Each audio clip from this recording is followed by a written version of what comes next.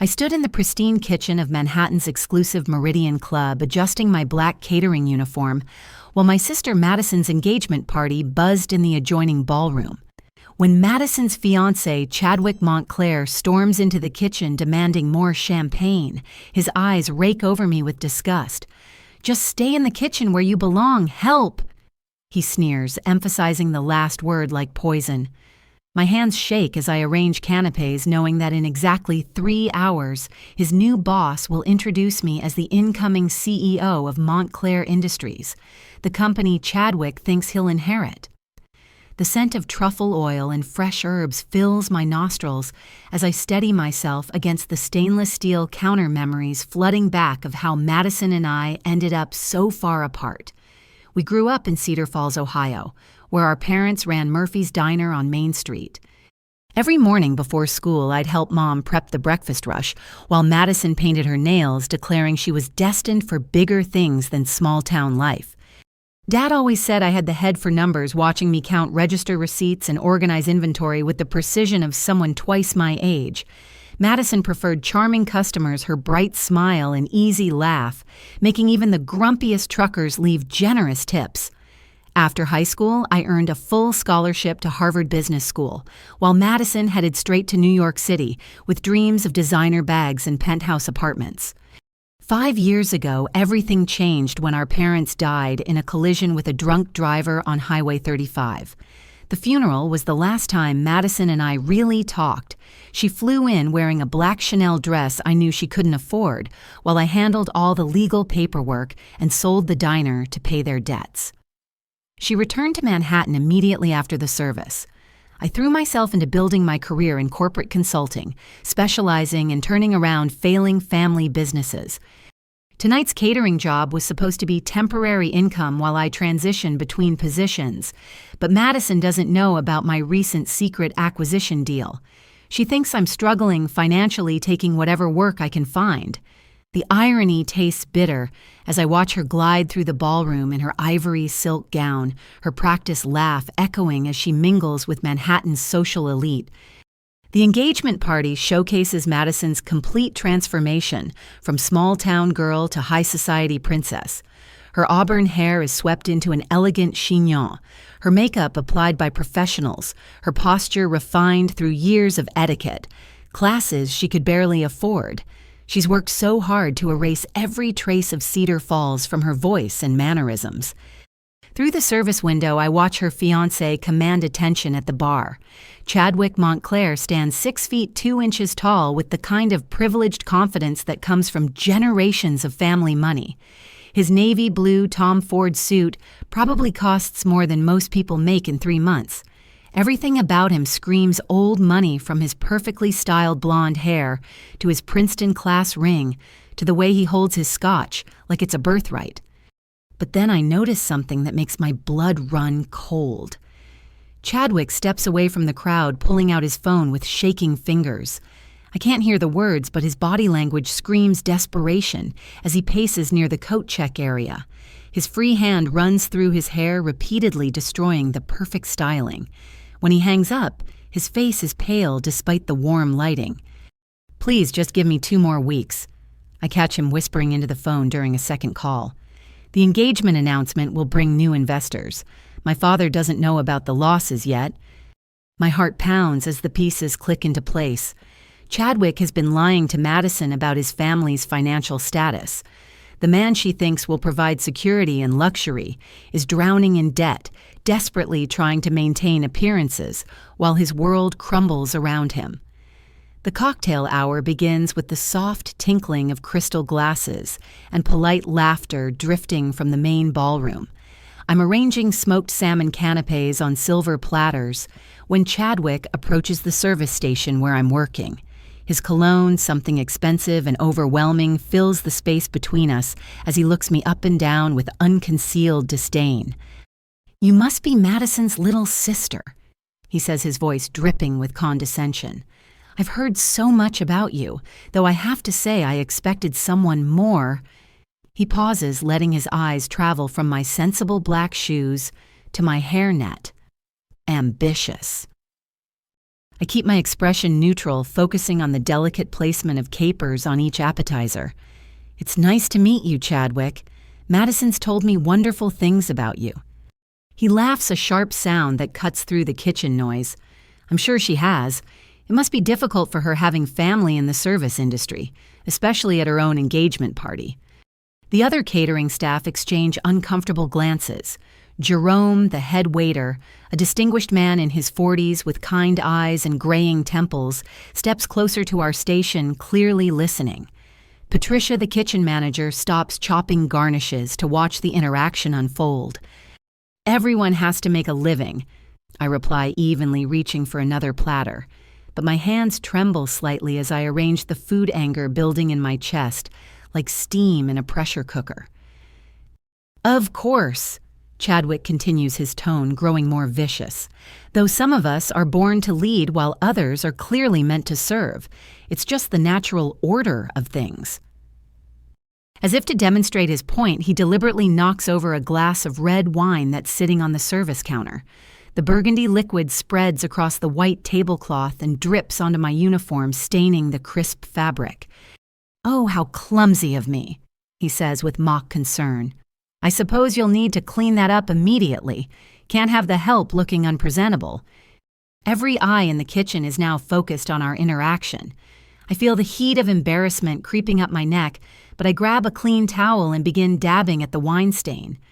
The silence stretches uncomfortably until Patricia steps forward with a spare apron. "Here, dear," she says gently, her slight Spanish accent adding warmth to her words. "This will cover the stain until your shift ends." Chadwick watches this exchange with satisfaction, as if he's proven some fundamental point about hierarchy and human worth. See how efficiently the staff handles these little accidents Madison chose well when she hired this company. The implication is clear: I'm not family in his eyes, just another member of the hired help. Through the service window, I can see Madison laughing with a group of women in designer dresses, completely unaware of what's happening in the kitchen. "I should get back to my guests," Chadwick announces, straightening his cufflinks. "Important people are waiting for me. I trust the service will be impeccable for the rest of the evening." It's not really a question. It's a command delivered with the casual cruelty of someone who's never had to consider the feelings of people he considers beneath him. After he leaves, the kitchen remains unusually quiet for several long moments. Jerome is the first to speak, his voice low and controlled. Some people reveal their character through how they treat those they believe can't fight back. Patricia nods, her expression thoughtful. "In my 25 years managing kitchens, I've served plenty of wealthy families. The truly rich ones, the ones with real class, they treat everyone with respect. It's the insecure ones who need to put others down to feel important." Their words offer some comfort, but I can't shake the feeling that tonight is only going to get worse. As I tie Patricia's clean apron around my waist, I catch my reflection in the polished surface of a copper pot. My face looks strained older somehow, as if Chadwick's cruelty has physically aged me in the span of 10 minutes. But there's something else in that reflection, a spark of determination that reminds me exactly who I am beneath this uniform. Chadwick has no idea what's coming for him. In less than 3 hours, the balance of power will shift so dramatically that his head will spin. The question is whether I'll have the strength to endure his escalating abuse until that moment arrives. 20 minutes later, I'm in the ladies' room attempting to remove wine stains from my uniform when Madison bursts through the door. Her perfectly applied makeup can't hide the stress lines around her eyes, and her hands shake as she grips the marble countertop. "Erica, what are you doing here?" Her voice cracks with a mixture of embarrassment and desperation. "I mean, I know you're working the event, but why did you take this job at my engagement party?" I look at her reflection in the ornate mirror, seeing both the scared little girl from Cedar Falls and the polished woman she's become. "I needed the work, Madison. The catering company pays well, and I'm between positions right now." "Between positions?" She laughs, but there's no humor in it. "You have an MBA from Harvard Business School. You could get any corporate job you want. Instead, you're here serving my future in-laws wearing a uniform that smells like kitchen grease. Her words sting because I can hear the shame beneath them. She's not angry at me. She's terrified that my presence will somehow expose her own humble origins to these people she's worked so hard to impress. I'm sorry if my being here embarrasses you, I say quietly, turning to face her directly. But honest work never embarrassed Mom and Dad. Madison's composure crumbles at the mention of our parents. Tears well up in her eyes, threatening to destroy the 40-minute makeup application she endured this afternoon. You don't understand the pressure I'm under, Erica. These people, Chadwick's family and friends, they're from a completely different world. One wrong move, one sign that I don't belong, and everything I've worked for disappears. She begins pacing the small bathroom, her designer heels clicking against the marble tiles. I love him, but more than that, I need him. I need this marriage to work because... She stops pressing her hands against her flat stomach. The gesture tells me everything. You're pregnant. Madison nods, fresh tears spilling down her cheeks. 8 weeks. I haven't told anyone except you, and I'm terrified that if Chadwick finds out before we're married, he'll think I trapped him. His family is already suspicious of me.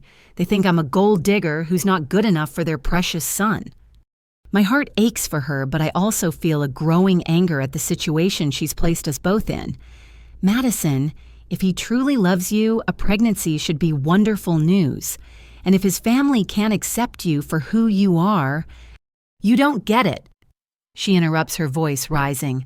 I've been taking fertility treatments for months trying to get pregnant. I lied about when my last period was so the timing would seem more romantic, more spontaneous. If they find out I planned this, that I manipulated the situation, the confession hangs between us like a toxic cloud. My sister, sweet Madison, who used to cry when she stepped on ants, has been orchestrating an elaborate deception to secure her future. The desperation that drove her to such lengths makes me feel sick. I've been taking hormones that make me emotional and nauseous. She continues dabbing at her eyes with tissue. I've spent every penny of my savings on the right clothes, the right apartment lease, the right gym membership to fit into his world. I can't afford for anything to go wrong tonight.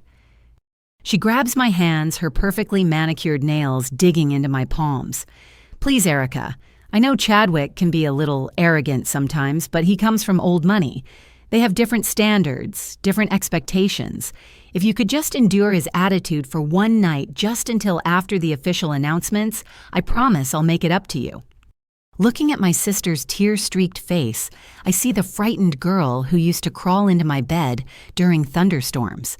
But I also see a woman who's willing to sacrifice her integrity and her family relationships for financial security and social status. What about love, Madison? What about being with someone who accepts you exactly as you are? She wipes her nose with the back of her hand, momentarily forgetting her ladylike training. Love doesn't pay rent, Erica. Love doesn't buy health insurance or secure your future. I've seen what happens when you depend on love alone. Look at Mom and Dad. They loved each other desperately, but they spent their whole lives one emergency away from losing everything. Her words cut deep because there's truth in them. Our parents did struggle financially despite their loving marriage and hard work, but there was also joy in their relationship, genuine partnership, and respect that Madison seems willing to trade for designer handbags and country club memberships. Just please, she whispers, gripping my hands tighter. Don't let him see that you're bothered by his attitude. Smile, do your job, and let me have this one perfect night. Tomorrow we can talk about everything else, but tonight I need you to help me secure my future.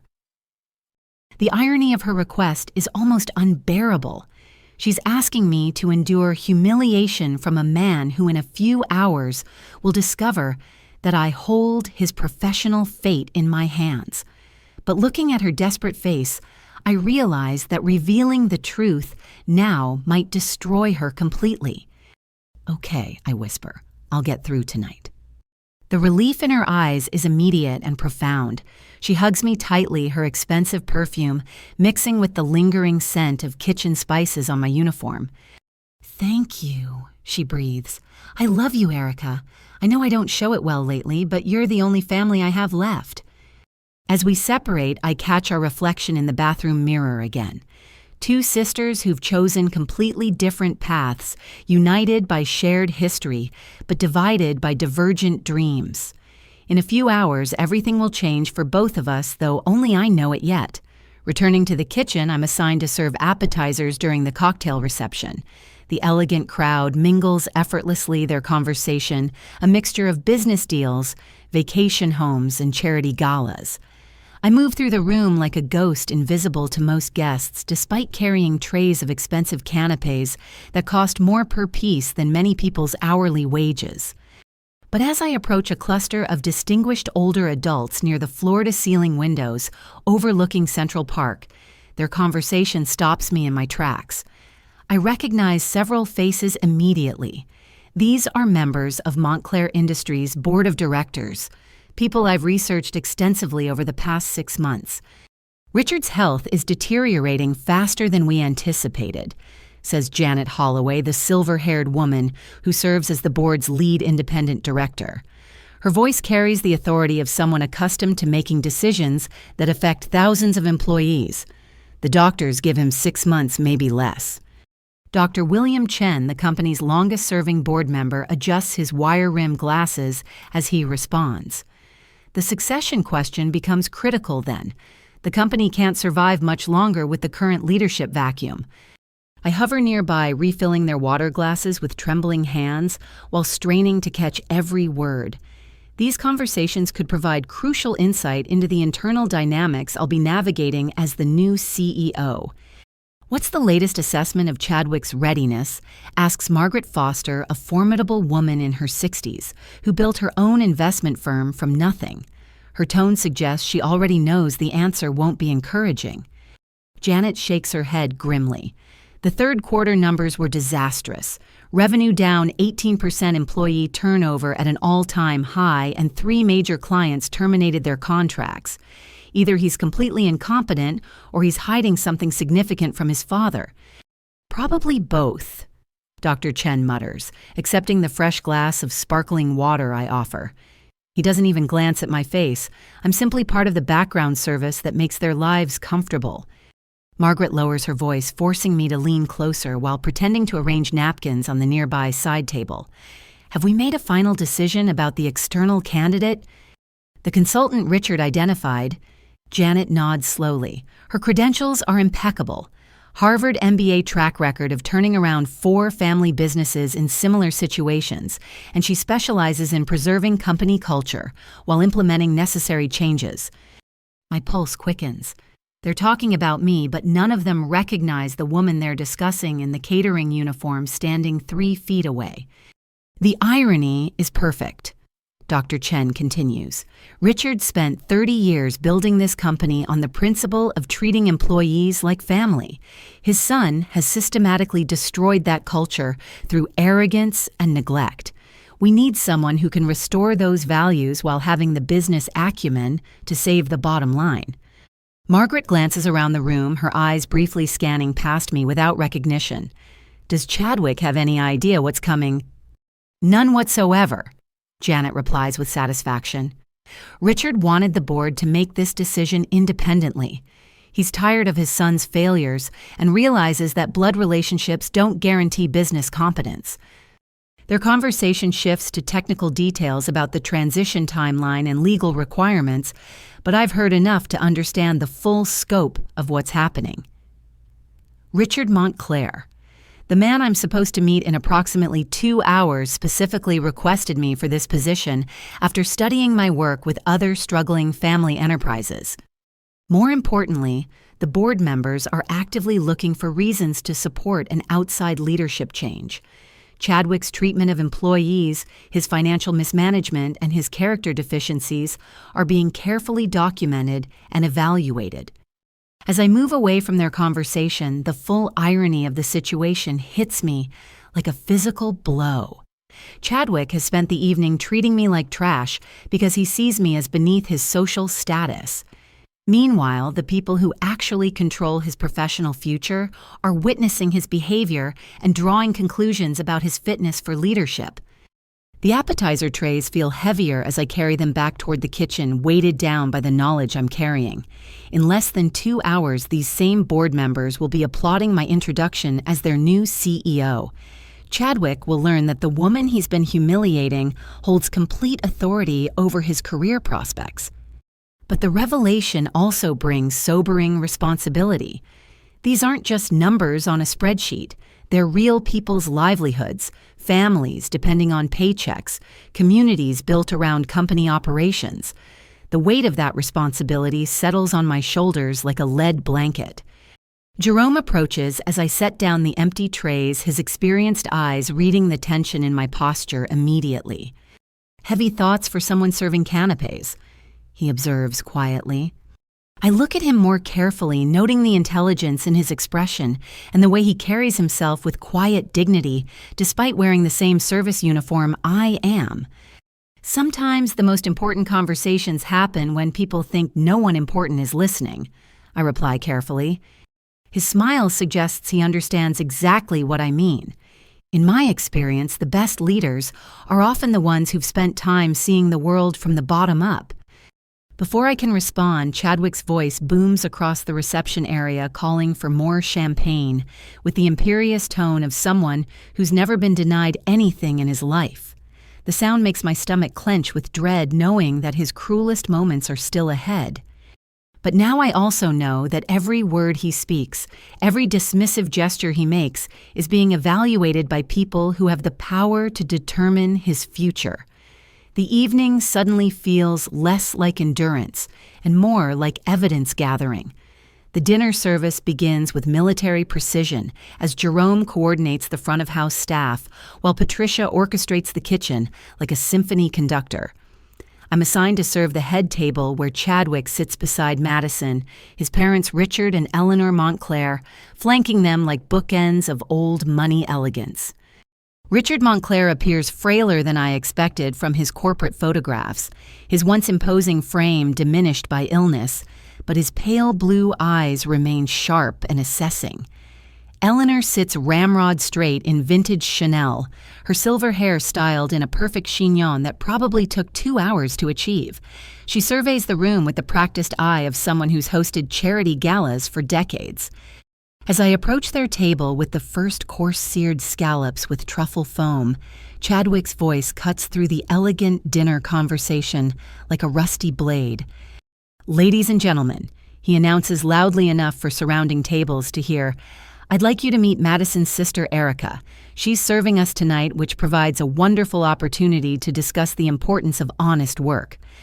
Every head at the table turns toward me, creating a spotlight of attention that makes my skin burn with embarrassment.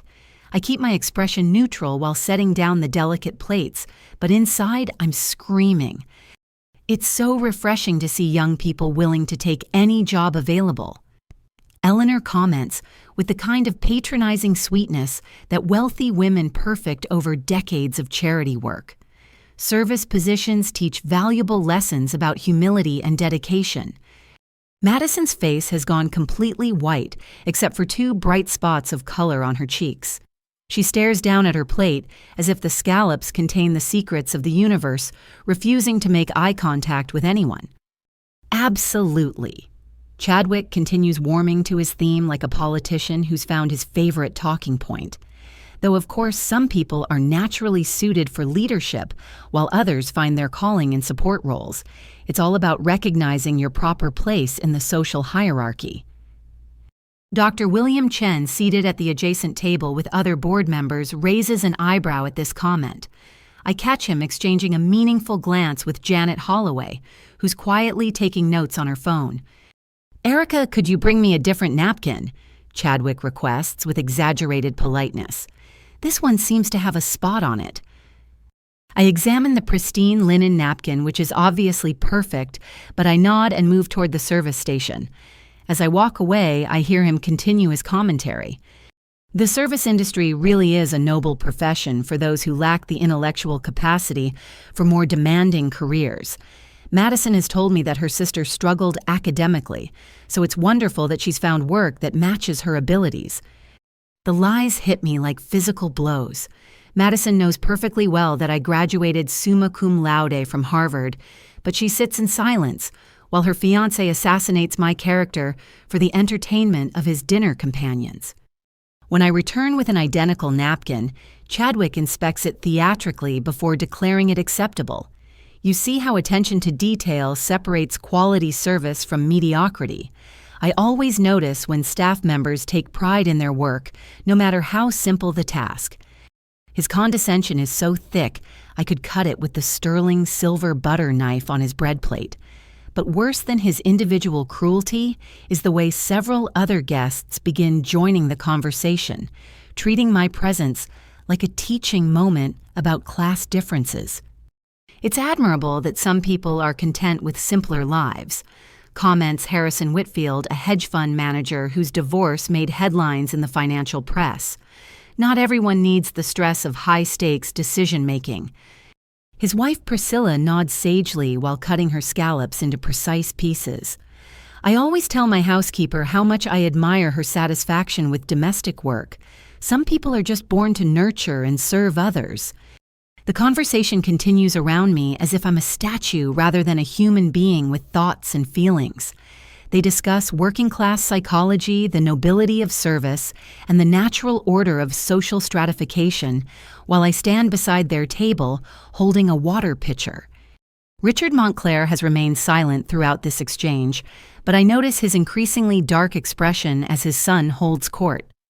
When Chadwick launches into an anecdote about teaching proper respect to insubordinate employees at his father's company, the older man's jaw tightens visibly. "Perhaps we should focus on celebrating this lovely evening," Richard suggests quietly, but there's steel beneath his polite tone. Chadwick either misses or ignores the warning. "Of course, Father. I was simply making the point that understanding social dynamics is crucial for effective leadership. When I take over Montclair Industries, these insights will help me manage our workforce more efficiently." The presumption in his statement hangs in the air like smoke from a backfiring engine. Several board members at nearby tables have stopped their own conversations to listen their expressions, ranging from amusement to disgust. Margaret Foster leans toward Janet Holloway and whispers something that makes both women smile grimly. Dr. Chen pulls out his phone and begins typing what looks suspiciously like detailed notes. As I serve the second course, Chadwick orchestrates his cruelest performance yet. "Erica, would you mind standing here for a moment? I'd like to illustrate a point about natural leadership presence." My stomach drops as I realize what's coming, but I have no choice except to comply. He gestures for me to position myself beside his chair like a prop in his presentation. "Notice the difference in bearing," he tells his captivated audience. "Some people naturally command respect and attention, while others simply fade into the background. It's not a judgment of personal worth, it's simply recognition of different roles in society." He stands up, emphasizing the height difference between us, then begins walking around me like a professor examining a specimen. Body language tells us everything we need to know about someone's place in the world. Confident posture versus deferential submission. Direct eye contact versus downward glances. These are the subtle indicators that separate leaders from followers. Madison finally looks up from her plate, tears threatening to spill from her eyes, but she still says nothing. The silence from my own sister feels like the deepest betrayal of all. Of course, there's absolutely nothing wrong with being a natural follower. Chadwick continues returning to his seat with satisfaction. Society needs people who are comfortable taking direction and supporting those of us called to leadership positions.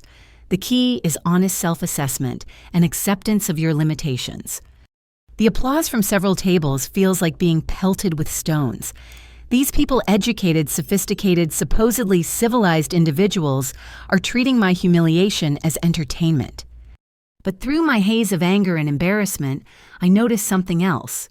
Not everyone is applauding. Richard Montclair sits with his hands folded, his expression unreadable, but his posture rigid with tension. The board members are watching with the intensity of scientists studying a particularly revealing experiment. Jerome appears at my elbow with perfect timing, providing an excuse for me to step away from the table. "The kitchen needs you for a moment," he says quietly, his voice carrying just enough authority to make my departure seem natural rather than like fleeing. As I walk toward the kitchen on shaking legs, I hear Chadwick's laughter following me across the dining room, but I also hear something else, murmured conversations at the board tables that suggest not everyone found his performance as charming as he intended. The kitchen feels like sanctuary after the dining room's hostile spotlight. I lean against the prep counter, trying to steady my breathing while the sounds of service continue around me.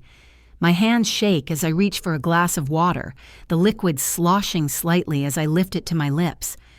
Jerome appears beside me with a clean apron and a gentle expression that somehow manages to convey both sympathy and strength.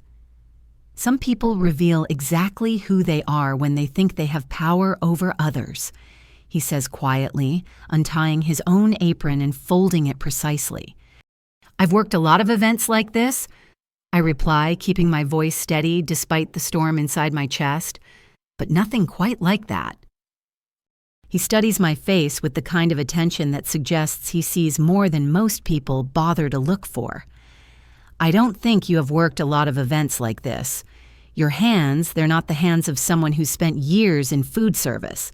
No burns, no scars, nails too perfect despite the work. And the way you carry yourself when you think no one's watching, that's not learned behavior from this industry." My pulse quickens.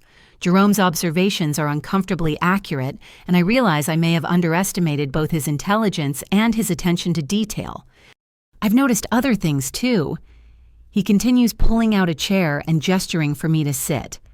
"You listen to business conversations with the focus of someone who understands corporate terminology. When those board members were discussing quarterly reports, your expression changed. Most servers would tune out technical discussions they couldn't follow."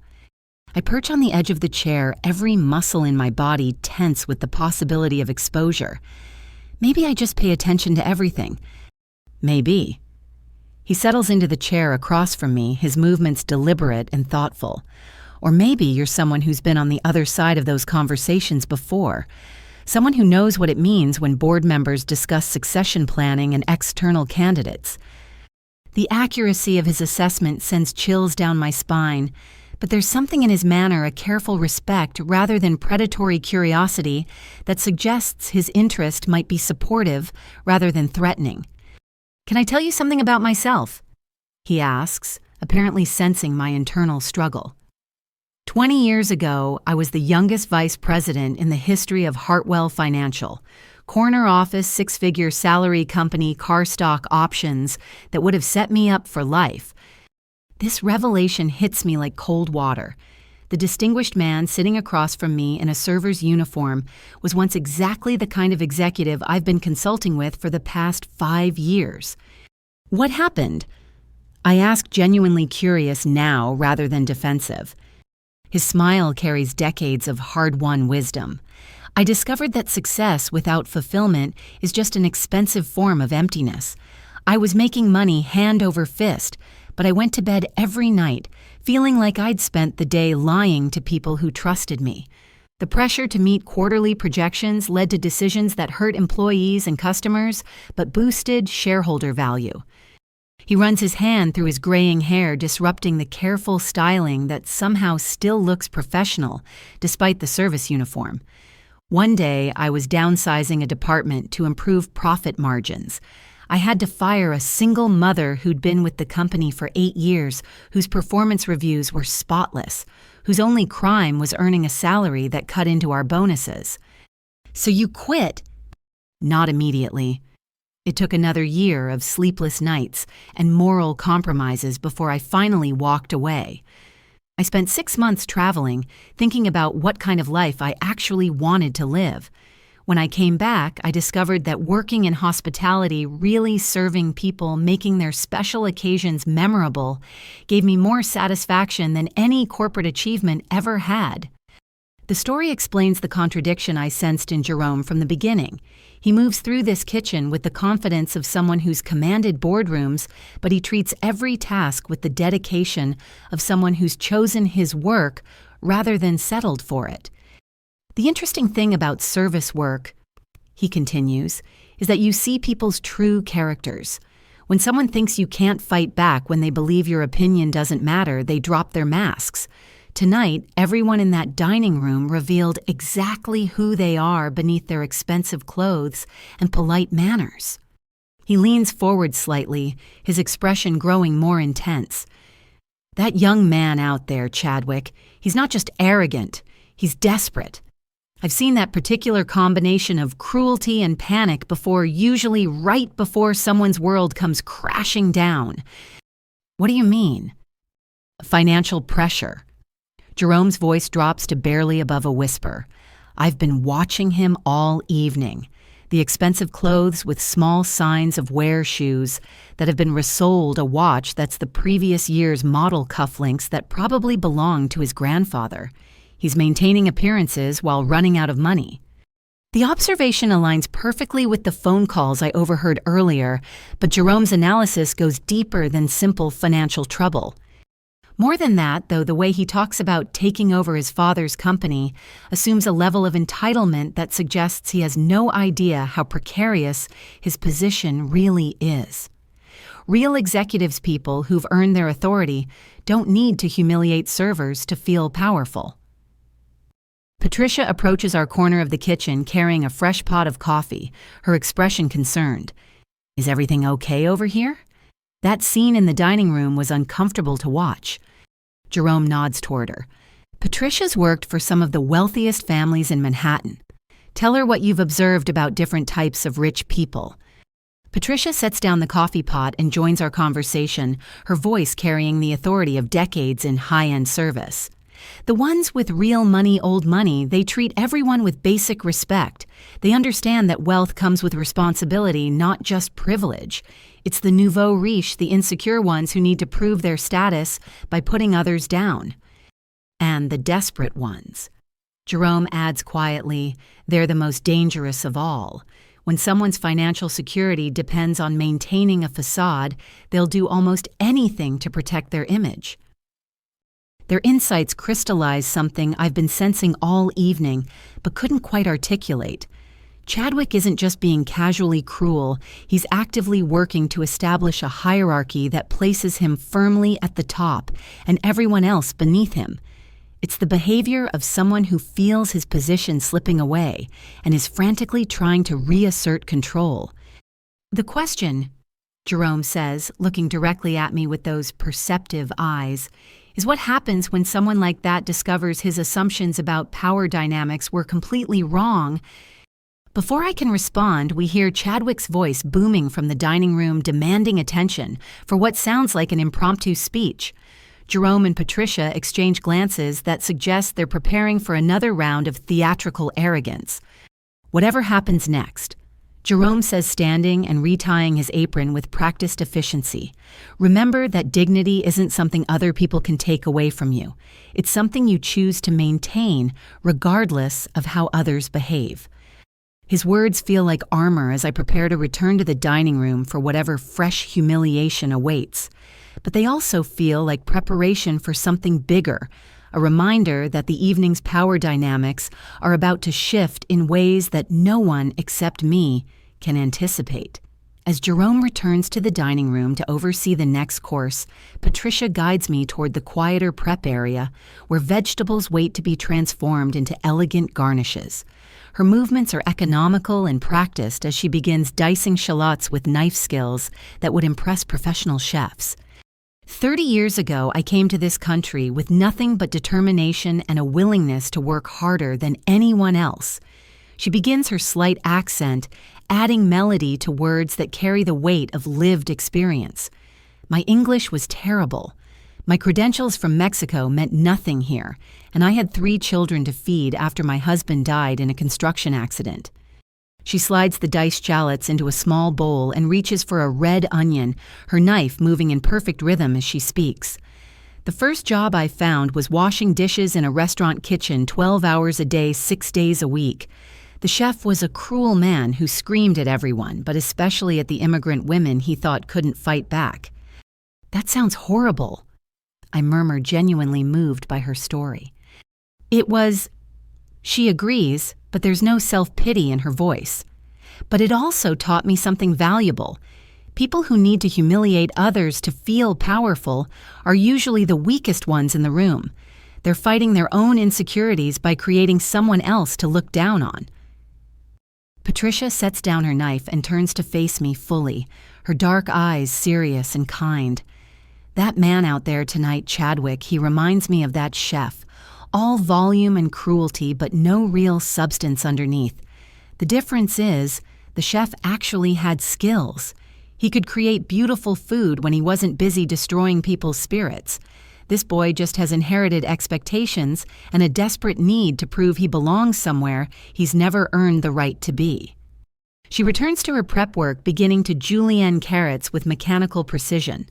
"I spent 5 years in that first kitchen learning everything I could about food service while saving every penny.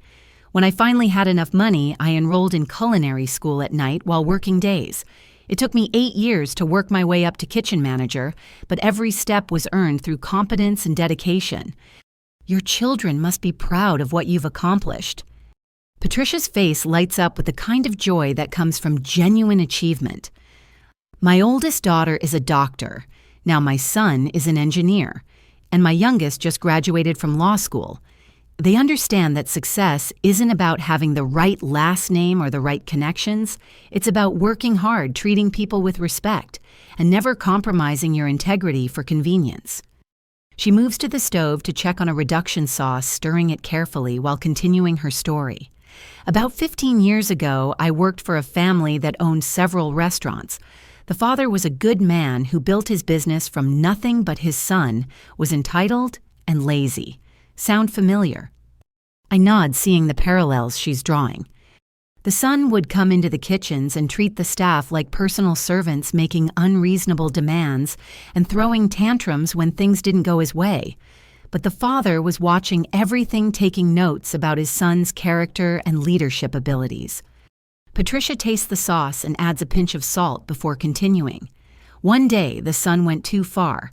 He screamed at one of our prep cooks, a young woman from El Salvador who was working 2 jobs to support her sick mother, calling her stupid and threatening to have her deported if she didn't work faster. He didn't know that the father was standing in the doorway watching the whole thing." "What happened?" "The father fired his own son that afternoon and promoted the kitchen manager to general manager of all 3 restaurants. The son's inheritance was reduced to a small trust fund, and the father made it clear that respect for employees was non-negotiable in his business." She wipes her hands on a clean towel and moves to check the garnish stations, making small adjustments with the eye of someone who understands that presentation matters as much as flavor. The lesson is that character reveals itself under pressure, and people in real power are always watching how others treat those they consider beneath them. A man who humiliates servers will humiliate employees, customers, and eventually his own family when it serves his purposes. Through the service window, we can see Chadwick holding court at his table, gesturing expansively, while the other diners listen with varying degrees of attention. Richard Montclair looks increasingly uncomfortable with his son's performance, while Madison stares at her plate as if trying to disappear entirely. "That poor girl," Patricia murmurs, following my gaze to my sister. "She's trapped between love and survival, between family loyalty and social ambition. I've seen it before, women who think marrying money will solve all their problems, only to discover they've traded their freedom for a different kind of prison." "She's pregnant." I confess quietly, the words slipping out before I can stop them. "She thinks marriage is her only option for security." Patricia's expression softens with understanding. "Ah, that explains the desperation. Fear makes people do things they never thought they would do, accept treatment they know is wrong.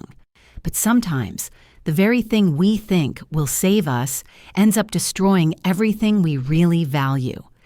She begins plating the next course with artistic precision, each element positioned perfectly on the white porcelain. You know what I learned from 30 years in kitchens? The most important ingredient in any recipe is respect. Respect for the food, respect for the people you're feeding, respect for the colleagues who work beside you. Without respect, even the most expensive ingredients become bitter. Her words carry weight beyond cooking metaphors. As I watch her create beautiful plates from simple ingredients, I see decades of dignity maintained through countless challenges, success built on competence rather than entitlement. One more thing, she says, handing me a perfectly plated appetizer to carry to the dining room. Sometimes the people who treat you worst are about to face the biggest surprises. Karma doesn't always work on our timeline, but it rarely forgets an address. Her knowing smile suggests she senses something significant brewing beneath the evening's surface tensions. As I balance the elegant plates on my tray, I carry with me not just food, but the wisdom of someone who's survived every kind of workplace cruelty and emerged stronger. The dining room awaits along with whatever fresh humiliation Chadwick has planned for the next course. But Patricia's stories have reinforced something I'd been forgetting, that true power comes from character and competence, not from the ability to make others feel small. In less than 90 minutes, those principles will be tested in ways that none of these guests can imagine.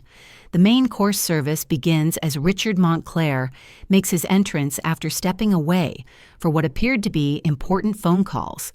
Despite his obvious illness, the slight tremor in his hands, the careful way he moves the pallor that expensive clothes can't quite disguise, he carries himself with the quiet authority of someone accustomed to being the most important person in any room. I'm tasked with serving his table personally, an assignment that makes my pulse quicken with nervous anticipation. This is the man who specifically requested me for the CEO position, though he has no idea that the woman approaching with his dinner plate is the same corporate consultant whose work he's been studying for months. "The lamb looks exceptional," he comments as I set the plate before him, his voice carrying the kind of warmth that suggests genuine appreciation rather than perfunctory politeness. "Please give my compliments to the chef." "I'll be sure to pass that along, sir," I reply, noting how his pale blue eyes seem to take in details that most people miss: the steadiness of my hands, despite the evening stress, the way I move efficiently without appearing, rush the fact that I make appropriate eye contact without overstepping social boundaries. "Have you worked many events at the Meridian Club?" he asks, cutting into his lamb with precise movements that suggest either military training or excellent breeding. "This is my first time at this particular venue," I answer honestly, but the catering company has an excellent reputation throughout Manhattan. Chadwick, seated to his father's right, jumps into the conversation with the enthusiasm of someone who thinks he's found another opportunity for social commentary. "Father, this is Madison's sister, the one I was telling you about earlier. Quite a character study in different approaches to life." Richard's expression doesn't change, but something in his posture suggests increased attention rather than polite disinterest. "Is that so? And what observations have you made about different approaches to life?" The question sounds innocent enough, but there's an undercurrent that makes Chadwick straighten slightly in his chair. For the first time all evening, he seems to sense that his father might not be entirely supportive of his commentary. "Well," Chadwick begins, his confidence wavering slightly, "I was simply noting how some people are naturally suited for leadership roles, while others find fulfillment in service positions. It's not a value judgment, just recognition of different aptitudes and ambitions." "I see." Richard takes a sip of wine, his eyes moving between his son and me with the calculating attention of someone gathering data for future decisions. "And you feel qualified to make these assessments based on what criteria exactly?" The question hangs in the air like smoke from a misfired gun. Several other guests at the table pause their own conversations to listen, sensing tension beneath the polite surface. "Experience, I suppose," Chadwick replies, his voice losing some of its earlier bravado.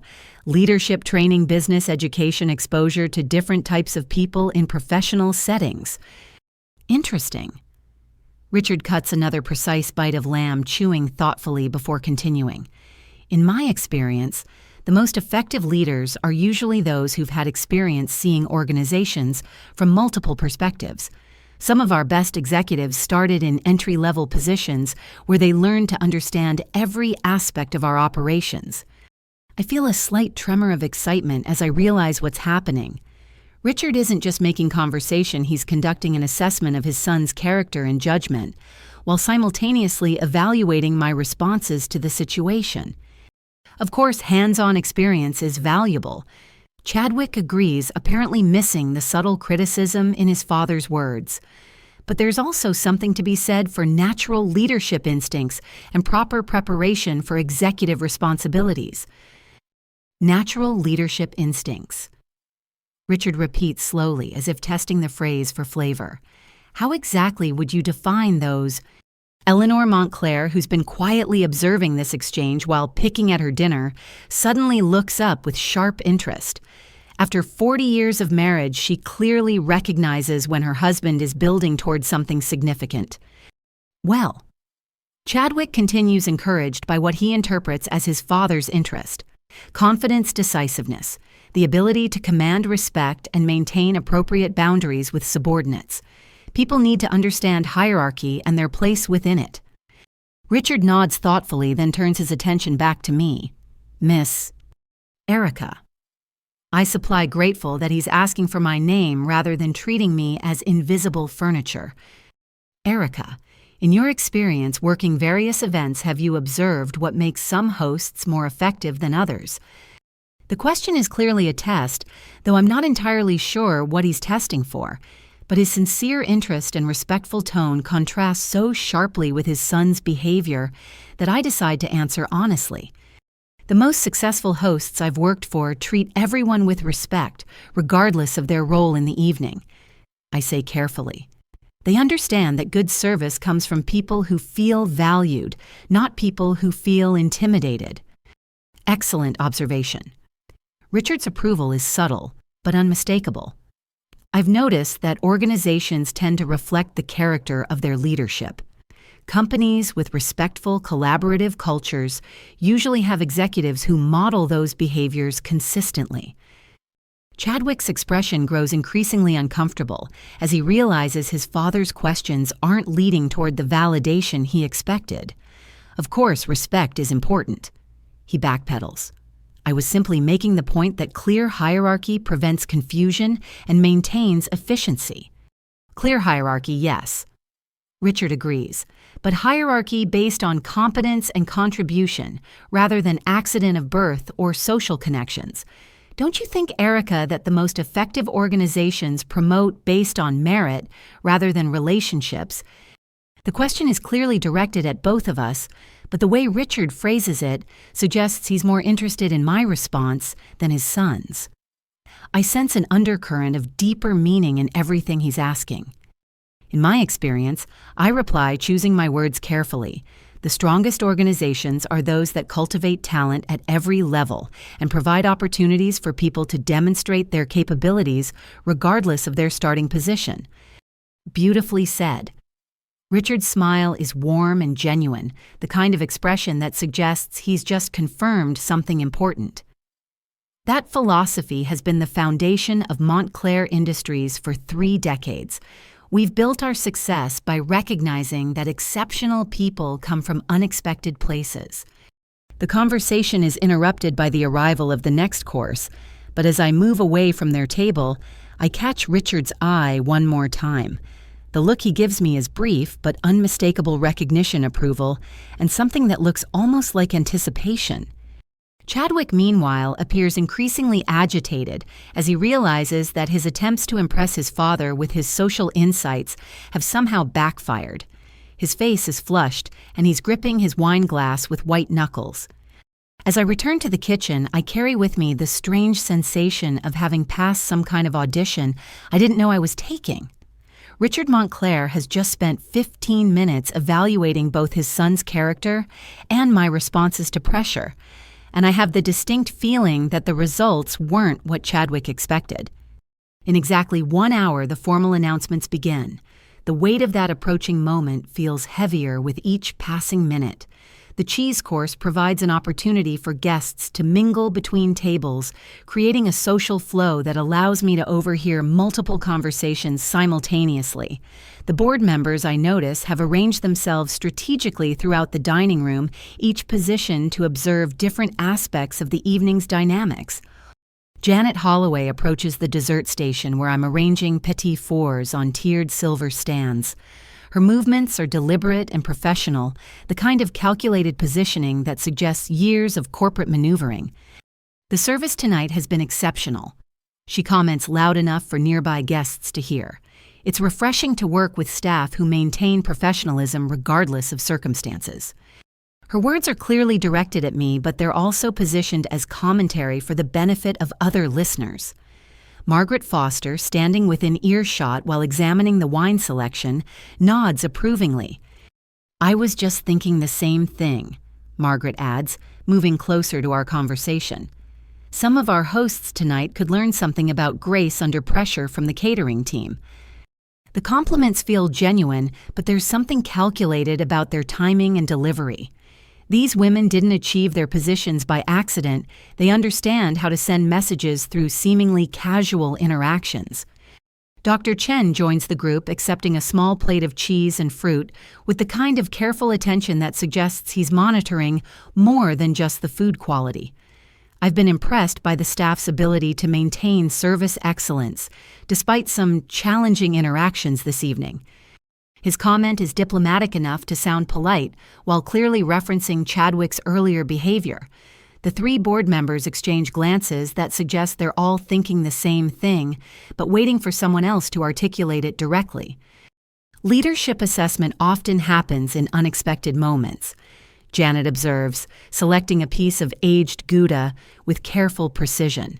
How someone treats people they perceive as powerless reveals character more clearly than any boardroom presentation. Margaret nods meaningfully. It's particularly telling when someone assumes they understand power dynamics without recognizing all the variables in play. Their conversation feels like code, each comment layered with meanings that extend far beyond social pleasantries. As I continue arranging desserts, I catch fragments of similar discussions at other tables throughout the room. Harrison Whitfield and his wife Priscilla have positioned themselves near the bar, where they can observe the main dining area. Their earlier enthusiasm for Chadwick's social commentary has cooled considerably as the evening progressed. "Did you notice how uncomfortable Richard looked during his son's little lecture about natural leadership?" Priscilla murmurs to her husband, her voice carrying just far enough to reach the neighboring tables. "Hard to miss," Harrison replies, swirling his brandy thoughtfully. "I've known Richard for 20 years, and I've never seen him look so disappointed in his own child." Eleanor Montclair, who's been quietly observing these various conversations while maintaining her position at the head table, finally approaches the dessert station herself. Her movements are regal and controlled, the kind of practiced elegance that comes from decades of high society events. "The evening has been lovely," she tells me with the kind of polite warmth that wealthy women use when they want to make a point without appearing confrontational. "I hope you haven't found the service too challenging tonight." The question sounds innocent enough, but her eyes convey genuine concern, mixed with something that might be apology. She's clearly aware of her son's behavior and feels some responsibility for it. "Everyone has been very gracious," I reply diplomatically, though we both know that's not entirely accurate. Eleanor nods slowly, her expression thoughtful. "Good service requires mutual respect. I've always believed that how we treat those who serve us reflects our own character more than theirs." Her comment is delivered loudly enough for several nearby guests to hear, including Chadwick, who's engaged in animated conversation with a group of younger socialites near the windows. His laughter sounds forced, and I notice he keeps glancing toward his parents' table, as if seeking approval that isn't forthcoming. Janet Holloway, still positioned near the dessert station, takes this opportunity to engage Eleanor in conversation. "You and Richard have built such an impressive legacy with Montclair Industries. The company's reputation for employee relations is remarkable in today's business climate." "Thank you," Eleanor replies graciously. Richard has always insisted that our success depends on treating everyone from executive assistants to senior management with dignity and respect. It's not just good policy, it's good business. The conversation attracts Margaret Foster and Dr. Chen, creating an impromptu gathering of influential people, discussing leadership principles within earshot of half the dining room.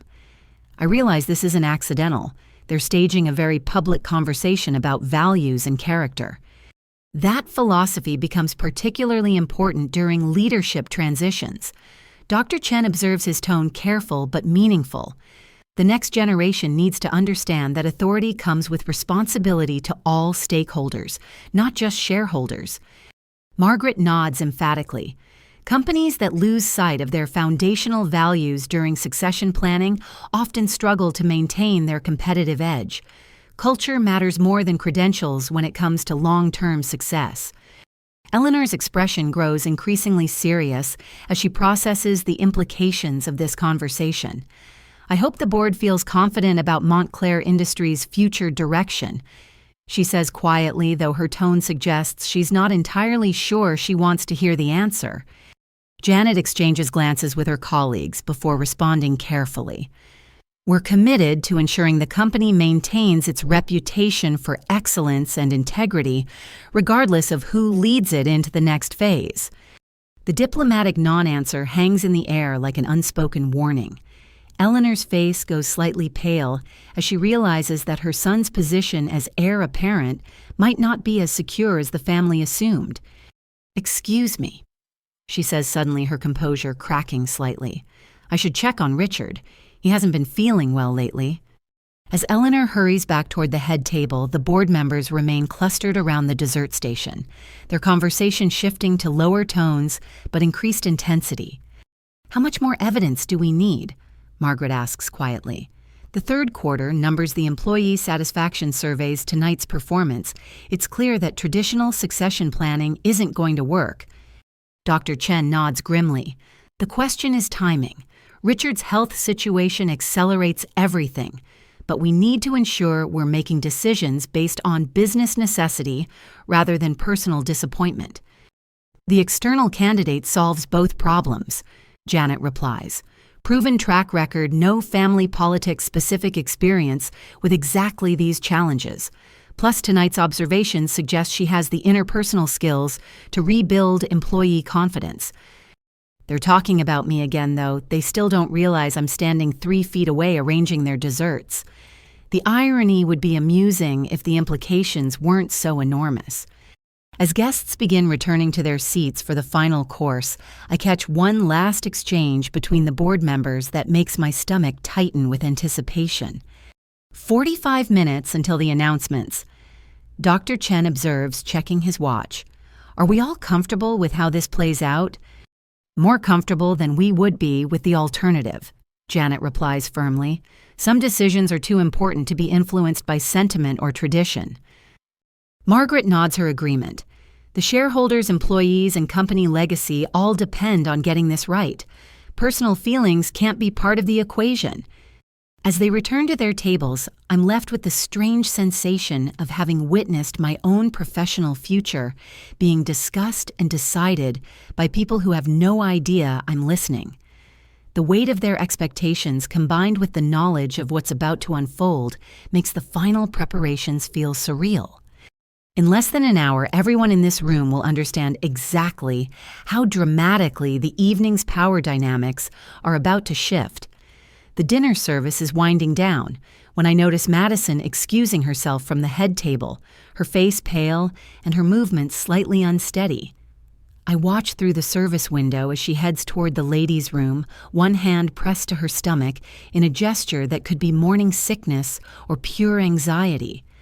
5 minutes later, she hasn't returned, and Chadwick's voice is growing louder at the main table as he launches into what sounds like another impromptu lecture about business leadership. His audience appears increasingly uncomfortable, with several guests checking their phones or finding excuses to step away. I catch Jerome's eye and gesture toward the dining room. I should check on my sister, I murmur. He nods understanding. Take your time. Patricia and I can handle the final course preparations. I find Madison in the bathroom sitting on the small velvet chair near the mirror with her head in her hands. Her perfect makeup is streaked with tears, and her carefully styled hair has come partially undone from nervous finger combing. Madison. I approach carefully as if she might bolt at any sudden movement. "Are you okay?" She looks up with red-rimmed eyes that hold a mixture of shame, fear, and something that might be the beginning of clarity. "I can't do this anymore, Erica. I just can't." "Can't do what?" "Any of it." She gestures helplessly toward the door encompassing the entire evening beyond. "I can't sit there and watch him humiliate you. I can't pretend that his behavior is acceptable just because I'm scared of being alone. I can't marry someone who treats my only family like garbage for his own entertainment." The words tumble out in a rush as if she's been holding them back all evening and finally reached her breaking point. "Do you know what he said during the cheese course? He told the Ashfords that you probably dropped out of high school and that's why you're working service jobs. He said it was charitable of the catering company to hire someone with such obvious limitations." My stomach clenches with fresh anger, but I'm more concerned about the devastation on Madison's face than my own wounded pride. "Madison, you don't have to defend me. I can handle whatever he says." "But I should defend you!" She explodes, her voice echoing off the bathroom tiles. "You're my sister. You're the only family I have left, and I've been sitting there like a coward while he destroys your dignity for sport. What kind of person does that make me?" She stands and begins pacing the small space, her designer heels clicking against the marble floor. And the worst part is, I know he's lying. I know exactly how smart you are, how accomplished you are, how much you've achieved through your own hard work. But I've let him spread these horrible lies because I was too selfish and scared to speak up. "You're pregnant and vulnerable," I say gently. "Fear makes people do things they wouldn't normally do." "Does it?" She stops pacing and turns to face me directly. "Or does fear just reveal who we really are when the stakes get high? Because right now I feel like the worst sister in the world, and I don't think pregnancy is an excuse for moral cowardice." Her phone buzzes with a text message, and she glances at it with growing alarm. He's looking for me. He wants to start the engagement toasts in 10 minutes, and he expects me to be appropriately grateful and supportive during his speech about our future together. "What are you going to do?" Madison stares at her reflection in the ornate mirror, taking in her tear-streaked makeup and disheveled appearance. "I'm going to tell him exactly what I think about his behavior tonight. I'm going to stand up for my sister the way I should have been doing all evening." Madison, think carefully about this. Once you confront him publicly, there's no going back. Your engagement, your plans, your security. "What security?" she interrupts bitterly. "Security with a man who gets pleasure from humiliating people he sees as beneath him. What happens when I'm the one who disappoints him? What happens to our children if they don't meet his standards for social status?" She pulls out her compact and begins attempting to repair her makeup with shaking hands.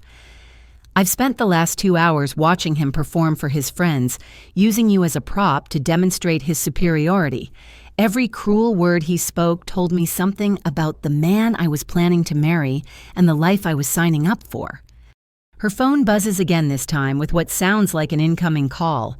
Chadwick's name appears on the screen, and Madison stares at it for several long seconds before declining the call. "I need to ask you something, and I need you to be completely honest with me," she says suddenly. "This catering job, is it really just temporary work between positions, or is there something else going on?" The question catches me off guard. Despite everything that's happened tonight, I hadn't planned on revealing my true situation to Madison until after the official announcement. But looking at her tear-streaked face and seeing genuine courage emerging from her fear, I realize she deserves to know the truth. "There is something else," I admit carefully. "But it's complicated, and the timing—" "Is it legal?" she interrupts. "Are you in some kind of trouble?" "No, nothing like that. If anything, it's the opposite of trouble." Her phone buzzes with another text, and this time the message preview is visible. "Where are you? People are asking questions. Don't embarrass me tonight." The demanding tone of the message seems to steel Madison's resolve rather than intimidate her. He thinks he can control me through fear and manipulation. But you know what I realized? While sitting at that table, I'd rather be a single mother working 3 jobs than spend my life apologizing for existing. She stands up straighter, squaring her shoulders in a gesture that reminds me of our mother preparing to handle difficult customers at the diner. I'm going back out there and I'm going to tell him and everyone else exactly what I think about his behavior tonight. Madison, wait. I catch her arm gently. Before you do anything that can't be undone, just know that whatever happens next, you're not alone. You have options you don't even know about yet. She searches my face with the intensity of someone trying to solve a puzzle. What do you mean? I mean that sometimes the worst moments in our lives turn out to be the beginning of something better than we ever imagined possible. Trust me on this. Her phone rings again, and this time she answers with newfound determination. I'll be right there, Chadwick. And yes, I have something to say during the toast tonight. I think everyone will find it very interesting. She hangs up before he can respond, then turns to me with a smile that's both terrified and exhilarated. Whatever you're not telling me, I hope it's as dramatic as this evening has been so far. As we prepare to return to the dining room, I realize that Madison's courage is about to collide with Chadwick's arrogance in a very public way. The timing couldn't be more perfect or more catastrophic depending on your perspective. In 30 minutes, Richard Montclair will make his announcement about the new CEO. But first, my sister is about to defend my honor in front of Manhattan's social elite, potentially destroying her engagement and her carefully constructed new life in the process. The evening's emotional crescendo is about to begin. As we prepare to leave the bathroom, my phone vibrates with an incoming call from my assistant, Sarah. I hesitate, knowing that answering now could complicate an already volatile situation. But the timing of her call suggests something urgent related to tomorrow's announcement. I need to take this quickly, I tell Madison. Go ahead, I'll be right behind you. Madison nods and heads back toward the dining room with determined steps, while I step into the small adjoining lounge area for privacy. Sarah, this isn't a great time, I say quietly into the phone. I'm sorry to interrupt your evening, but we have a situation that requires immediate attention.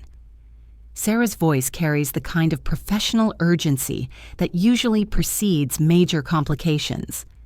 The lawyers just discovered some irregularities in Montclair Industries' recent financial filings. My blood turns cold. What kind of irregularities? Asset transfers, unauthorized stock sales, and what appears to be systematic embezzlement of company funds. The forensic accountants estimate approximately $2.3 million has been diverted from various accounts over the past 18 months. I sink into a nearby chair as the implications hit me. Do we know who's responsible? The digital signatures and access codes all trace back to Chadwick Montclair. It appears he's been using his interim management authority to liquidate company assets, presumably to cover personal debts. The board wasn't aware because he's been timing the transfers to coincide with quarterly reporting periods. Through the bathroom door, I can hear the sounds of guests returning to their seats and the gentle clinking of glasses being filled for the upcoming toasts. In a few minutes, Chadwick will stand up to celebrate his engagement, completely unaware that his criminal activity has just been exposed. How solid is the evidence? I ask, keeping my voice low. Ironclad. Bank records, digital trails, even security footage of him accessing the accounts during off hours.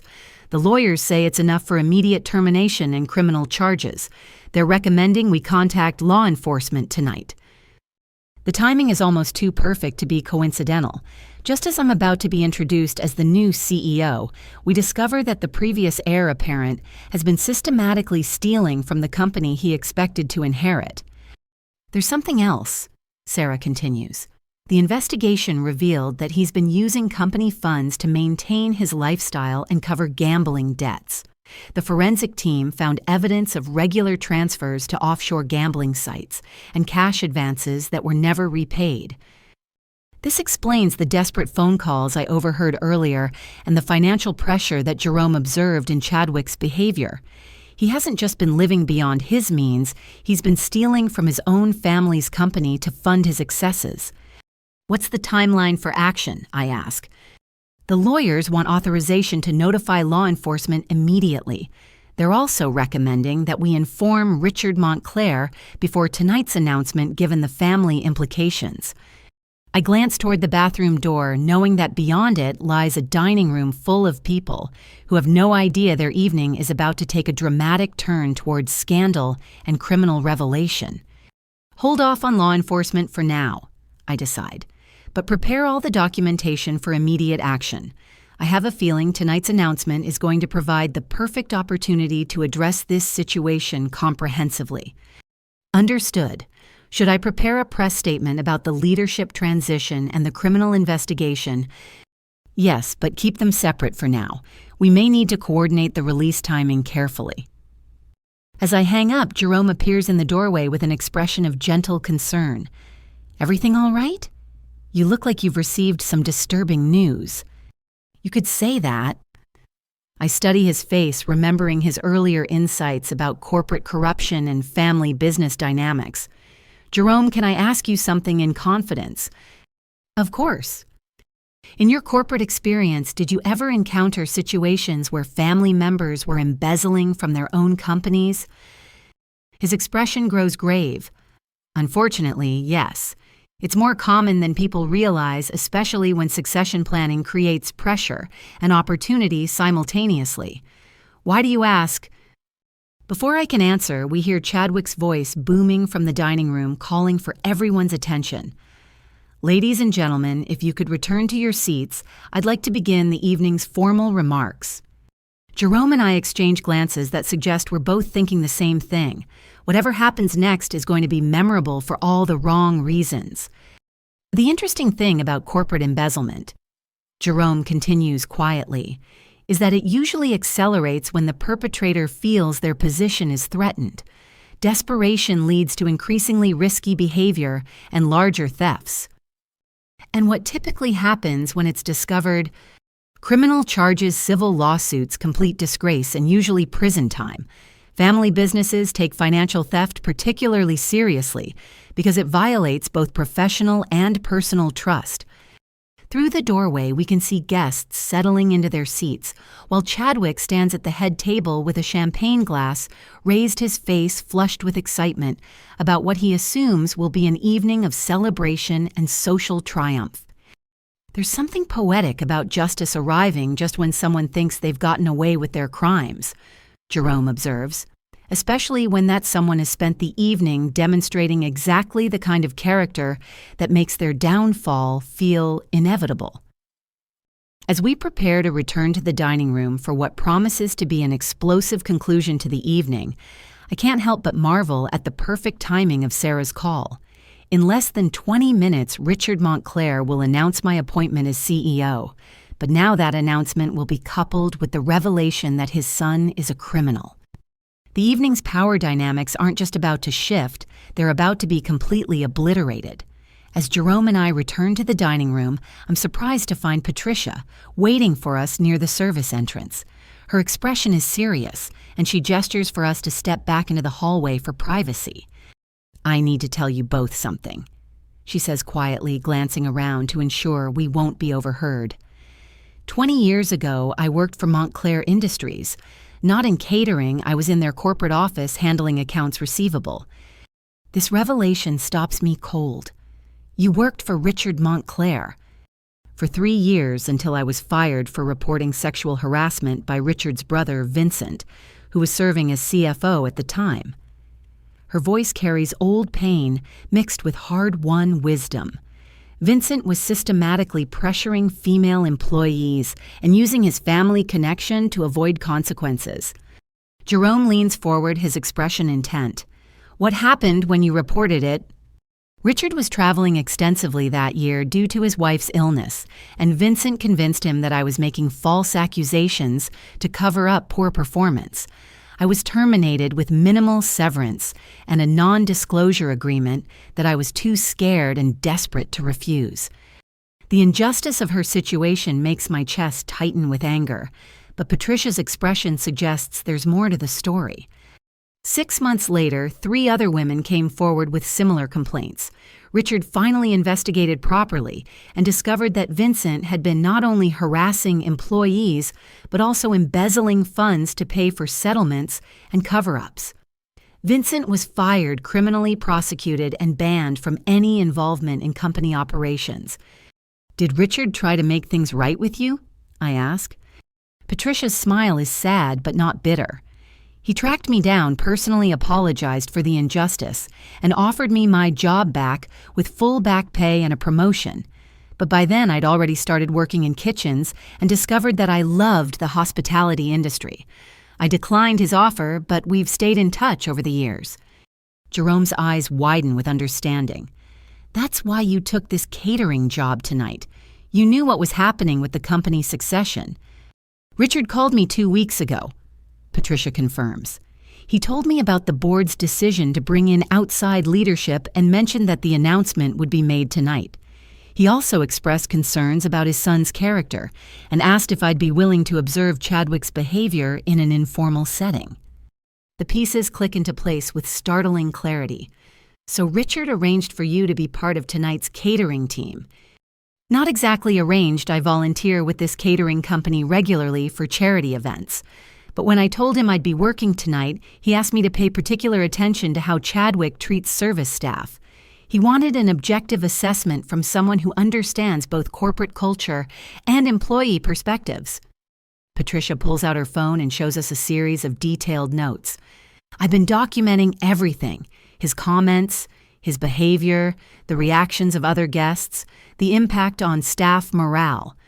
Richard specifically asked about leadership potential and respect for employees." "What's your assessment?" Jerome asks, though his tone suggests he already knows the answer. "Complete failure," Patricia replies without hesitation.